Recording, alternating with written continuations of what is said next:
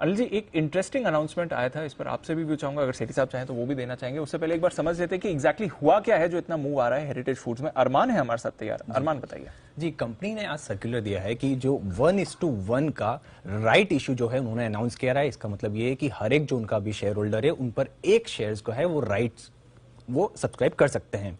Interesting बात इसमें यह है कि जो राइट इशू का भाव दिया गया है कि किस भाव पे उनको सब्सक्राइब करना है वो रखा गया है सिर्फ 5 रुपए का, जो कि मौजूदा भाव से अगर आप देखेंगे तो लगभग 98-99% तो डिस्काउंट पर है। मतलब सिर्फ 5 रुपए पे आपको राइट इशू मिल रहा है और वो भी एक पे एक शेयर का। और उसी के साथ साथ अगर आप ये देखेंगे कि राइट इशू के जरिए टोटल अगर जुटाया जाएगा तो लगभग 23 करोड़ की बात कर रहे हैं। हालांकि अगर आप कंपनी की बुक्स में अगर आप देखेंगे कि तो कंपनी की बुक्स में ऑलरेडी अगर आप देखेंगे तो लगभग 23 करोड़ का जो है नेट कैश सरप्लस है। इसका अनाउंसमेंट जो किया था वो कंपनी ने अगर आप देखेंगे तो 21 सितंबर को किया था और कि हम राइट इशू करने वाले हैं, और आज उन्होंने बताया कि हम 1:1 का कर रहे हैं और भाव दिया है सिर्फ 5 रुपए का। 5 रुपए का अनिल जी, वो भी 1:1 का राइट्स इशू। ये मतलब समझ में नहीं आया। और 23 करोड़ मतलब कंपनी को ऐसी नहीं जरूरत है, कर क्या रहे हैं? 2 चीजें हैं। पहले तो अगर 5 रुपए में आप राइट्स इशू दे रहे थे, it is as good as bonus. Yes, फिर आप बोनस ही दे दीजिए। हाँ, 5 रुपए लेके भी क्या करेंगे? करेक्ट। उस 5 रुपए के लेने की प्रोसेस में जो जितना एडमिनिस्ट्रेटिव वर्क होता है, जितनी अप्रूवल्स, जितनी फाइलिंग्स होती है, वो वर्थ ही नहीं है। यस, दूसरी चीज, हार्डली कभी आपको ऐसा देखने को मिलेगा कि राइट्स इशू का रेशियो जो हो 1:1 हो। नहीं तो राइट्स इशू का रेशियो बड़ा आड़ा टेढ़ा होता है। 85 शेयर पे 17 शेयर मिलेंगे, you know that kind of ratio होता है ना। और वो रेशियो इसलिए होता है कि राइट्स इशू में जनरली आपको प्राइस मार्केट प्राइस से बहुत नीचे की नहीं रखते, उसके आसपास की रखते हैं, और उसके आसपास की रखने में फिर आपको रेशियो थोड़ा कम रखना होता है, ताकि जो एग्जिस्टिंग शेयर होल्डर्स है उनको थोड़ा ठीक अट्रैक्टिव लगे और वो लगाए। करेक्ट, ये दूसरी चीज है। अब कंपनी जो कुछ भी कर रही है कि 5 रुपए में राइट्स दे रही, तो इसके पीछे पर्पस क्या है? पैसा जुटाना तो नहीं है, बहुत छोटा अमाउंट है। पैसा जुटाना तो है ही नहीं। अगर कितना 20-25 करोड़ रुपए, 30 करोड़ नेट सरप्लस है। प्रमोटर्स की शेयर होल्डिंग कितनी, जरा ये दिखाइए। प्रमोटर्स की शेयर होल्डिंग 39-40% कुछ है, 39.4%। ठीक है। आमतौर पर क्या होता है, राइट्स इशू के जब टाइम आता है, फॉर्म आता है, एप्लीकेशन का समय होता है, बहुत सारे ऐसे आलसी अज्ञान शेयर होल्डर्स होते हैं। कुछ आलसी होते हैं, कुछ नादान होते हैं, अज्ञानी होते हैं, जो देखते भी नहीं कि राइट्स इशू आया या फॉर्म आया, ईमेल आई, तो पढ़ते नहीं है, आई होगी वाह, वो लगाते नहीं है।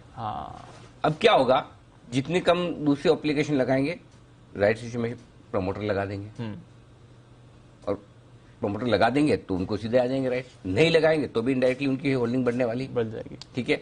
प्लस 5 रुपए में राइट्स इशू है तो आज देखो सब लोग 8% लेकर खड़े हैं, सबको लेकर। तो अगर यही बोनस शेयर देते तो फर्क नहीं पड़ता। तो राइट्स इशू के जरिए कई बार इनडायरेक्टली प्रमोटर अपनी शेयर होल्डिंग बढ़ाने की कोशिश करता है। ये होने की तैयारी है। तो ये तो मतलब जो शेयर होल्डर्स उनके तो चांदी 330 का शेयर 5 रुपए में आपको मिल रहा है। बात सही है, लेकिन मिल कितना रहा है? मिल कितना रहा है जरा सा। हाँ, रेशियो क्या है? 1:1 बराबर है। तो इसका मतलब क्या आप बोनस दे रहे हो? जब एक्स राइट होगा तो भाव क्या हो जाएगा? 150 पौने 200 रुपए हो जाएगा। करेक्ट, वही होना चाहिए। वही 340 का आधा कर लो आप। करेक्ट, 170 रुपए आपका भाव हो गया। तो आप वैसे ही बोनस दे देते हैं। तो आराम से किसी को कोई पैसे देने की, लेने की, फॉर्म भरने की, सीधा सीधा बोनस दे दो ना। ये सारी चीजें ये एक स्मार्ट तरीका है अपनी शेयर होल्डिंग बढ़ाने का, या उनके हिसाब से तो यही है, वो हमने पकड़ लिया, अलग बात है। वही कोशिश शायद यही कर रहे हैं। तो इसलिए हमने कोशिश भी की थी, हमने निमंत्रण भी दिया मैनेजमेंट को, क्या ये बात करिए, बताइए क्या कह रहे हैं मैनेजमेंट। सर मैनेजमेंट ने वो किसी से मीडिया से इंटरेक्ट नहीं करते हैं सर। तो किससे करते हैं? चलिए बढ़िया है, हमारा काम है, हमारा काम है रिक्वेस्ट डालने का। मैनेजमेंट के पास भी अधिकार है, चाहे तो बात करें ना करें, कोई जबरदस्ती तो हम ला नहीं सकते। कई बार कई सारे लोग हमें ट्विटर पर, सर इस कंपनी को बुलाओ। एक हमारे कोई दर्शक है, वो किसी उत्तम स्टील के लिए, भाई साहब कोई मैनेजमेंट आए तब तो ना। मैं तो सबको बुला लूं, रोज बुलाऊं, एक दिन एक ही काम करूं, पूरे दिन मैनेजमेंट का इंटरव्यू करता है, आने भी तो चाहिए ना। सारे आते नहीं है, प्रॉब्लम ये है। अच्छा क्या होता, बहुत सारे लोगों को हमारी गलतफहमी होती है कि हम तो जिसको चाहे बुला सकते हैं। दूर तो नहीं करनी चाहिए, लेकिन फिर भी कर दूं, ऐसा नहीं है। अल्टीमेटली कोई भी मैनेजमेंट आता है तो उसकी मर्जी से आता है, हम रिक्वेस्ट ही कर सकते हैं, नहीं आएगा तो हम क्या करेंगे। अच्छा मैं तो एक सिंपल चीज बोलता हूँ सारे मैनेजमेंट को, ऐसा भी नहीं कि कोई हेरिटेज फूड या हमने बीच में वो कौन से यूनिवर्सल्स और जिंदाल वगैरह, बहुत लोगों कई बार हमने बुलाया, नहीं आते हैं। हमारे सवाल है हमारे इन्वेस्टर्स के बिहाफ पे जो हम आपसे पूछना चाहते हैं, कोई बात नहीं, ऐसा भी कोई जरूरी नहीं, किसी कानून में नहीं लिखा कि किसी मीडिया चैनल ने आपको पूछा तो आपको जवाब भी देना है।